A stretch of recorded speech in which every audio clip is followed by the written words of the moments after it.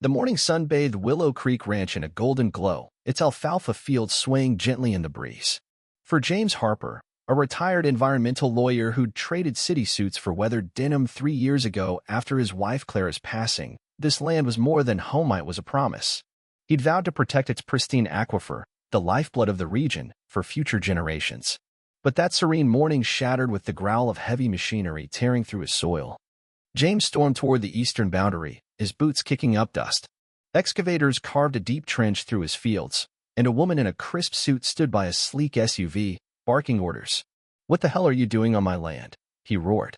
The woman, Evelyn Stone, president of the Crestview Estates HOA, smirked, her gold bracelet glinting. "Oh, relax, farmer. We've secured easement rights.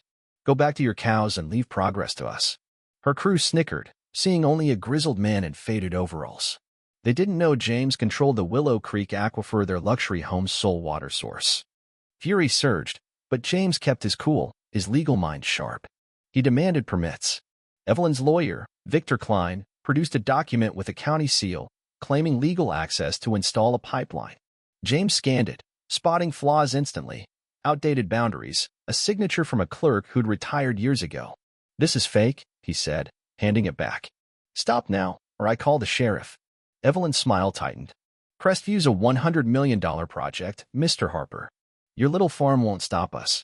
James dialed the sheriff, while his ranch manager, Miguel, whispered, "They're betting you'll cave." The deputy arrived, puzzled by the conflicting claims. The paperwork seemed legitimate, but James hadn't been notified. "This is a civil matter," the deputy admitted, leaving James fuming as Evelyn promised to clarify discrepancies and resume work. That night, James and his daughter, Rachel, a fierce environmental attorney, pored over old deeds in a dusty strongbox. They found a 1940 agreement granting the Harper family sole ownership of the aquifer. "Your grandpa knew water was power," Miguel said, nodding. But the fight escalated. Headlights pierced the darkness as excavators returned, digging under floodlights. James blocked the trench with his truck, calling a local news station. "Let's see how Crestview handles publicity," he growled. The foreman backed off, but Evelyn called, her voice icy. "Your land's worthless, Harper. Cooperate, or regret it." James hung up, staring at fields his family had stewarded for decades. He had the truth and a letter from Clara that could change everything. Rachel arrived, spreading documents across the kitchen table. The easement signature was a forgery, and Frank Larson, the ousted county clerk, confirmed it. "They pushed me out for questioning Crestview's water plans," he revealed, showing records of bribes to Councilman Henry Brooks. Meanwhile, James noticed a sickly blue tint in the ranch's creek chemical runoff from Crestview's site. He reported it to the EPA, but political pressure stalled the investigation. The HOA sued James, painting him as a stubborn relic in the local paper. Whispers of his excessive fertilizer use turned neighbors against him. Yet cracks appeared in Crestview's facade. Residents faced water shortages and soaring fees, sparking unrest. Laura Bennett, a single mother whose son fell ill from the contaminated runoff, began questioning Evelyn's promises. Then came the discovery that turned the tide. Under an old grain silo, James, Rachel, and Miguel uncovered a hidden chamber, a marvel of pipes and valves built by James's grandfather. A map detailed the aquifer's flow, revealing levers to control it. "He'd build a fortress," Rachel whispered. James hatched a daring plan. Let Crestview finish the pipeline, then choke the flow. He withdrew his complaints, feigning defeat.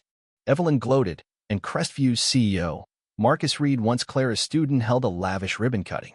James watched the live stream, signaling Miguel to reduce the flow to 70%. The centerpiece fountain sputtered, and faucets and model homes dribbled. Marcus laughed it off, but doubt spread. Over weeks, James cut the flow to 50%, turning showers to trickles and lawns to dust. Residents raged online, and a plumber confided, "It's the source. They're pulling more than the aquifer can give." Evelyn stormed to James's ranch with furious homeowners. "You're sabotaging us," she accused. James showed legitimate surveys blaming Crestview's construction for disrupting the aquifer. Laura studied them, intrigued. A retired hydrologist among the group confirmed James's legal rights over the water. Evelyn vowed to sue, but Laura and others lingered, seeking solutions. The crisis peaked at Crestview's investor open house. James slashed the flow to 30%.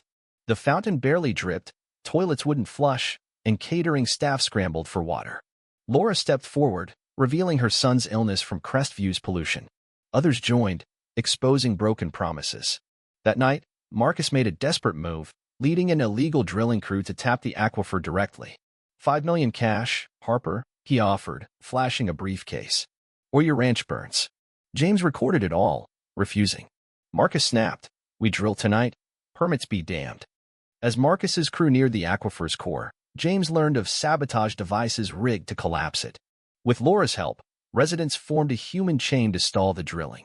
Reporter Sarah Klein's expose, including Marcus's threats, went viral. The FBI arrested Brooks for bribery, unraveling a web of corruption. Facing disaster, James shut the main valve, silencing the aquifer's flow. It's to save the watershed, he told Rachel, though the weight of cutting off hundreds, including kids, gnawed at him. The gambit worked. With Crestview dry, residents revolted. FBI agents stormed Marcus's office, seizing evidence of forged documents and bribes. In court, prosecutors exposed a $20 million scheme.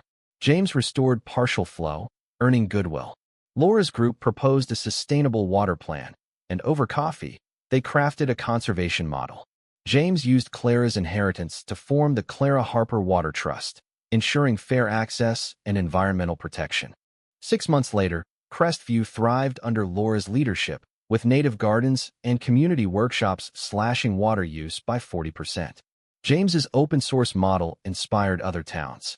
Marcus, Evelyn, and Brooks faced prison, and their company crumbled. Children visited the ranch for Clara's environmental programs, her legacy alive. On his porch, James read Clara's words, "Water connects us all." Another developer eyed the Northern Valley, but with Laura and the community, James was ready. The fight wasn't just for water, it was for justice, flowing where it was needed most.